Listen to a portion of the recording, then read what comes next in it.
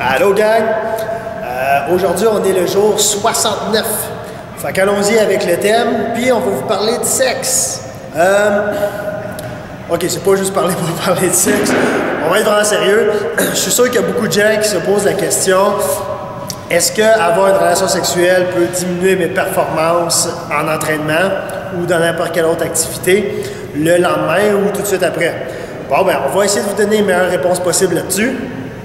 Premièrement, il y a plusieurs études qui ont été faites sur le sujet et chez l'homme, le fait d'avoir une relation sexuelle 12 heures avant une performance physique n'affectait en aucun cas la performance, autant les performances cardiovasculaires que d'efforts maximales, de charge maximale.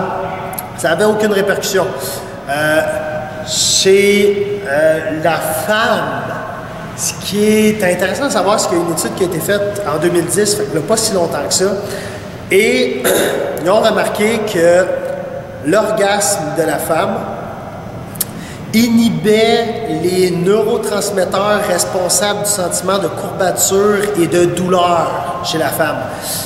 Et que ce sentiment-là, cet effet d'inhibition, de douleur et de courbature, pouvait se prolonger jusqu'à 24 heures après l'orgasme.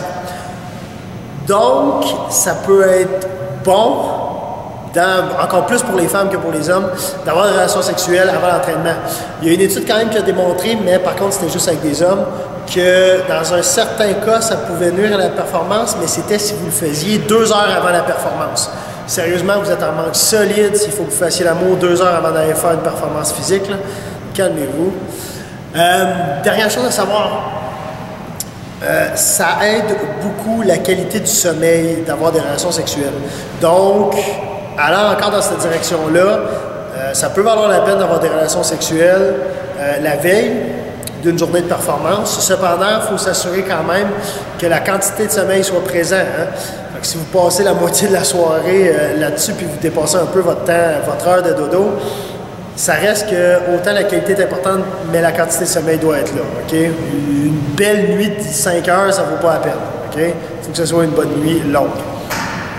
Et faites attention, on s'entend qu'avoir une relation sexuelle peut ne pas avoir d'impact sur vos performances, surtout les hommes. Je suis désolé, il n'y a pas grand plus à part peut-être de faire une meilleure nuit. Chez les femmes, on l'a vu, on l'a entendu, là, ça vaut la peine. Mais faites attention à tout ce qui est à côté. Des fois, on fête un peu, on se couche plus tard, on consomme de l'alcool. Toutes ces choses-là, par contre, ils peuvent nuire à la performance. On va manger plus, manger un petit peu plus généreux, pas nécessairement des bonnes choses pour son corps. Mais faites attention aux à-côtés qui sont avec. Mais la relation en tant que telle, ça nuit pas. Chez les femmes, même, on vient de prouver que ça peut aider. Assurez-vous d'avoir quand même votre bon sommeil. C'est pas mal ça, gang. Fait que vous n'êtes pas obligé de vous empêcher. Bonne journée!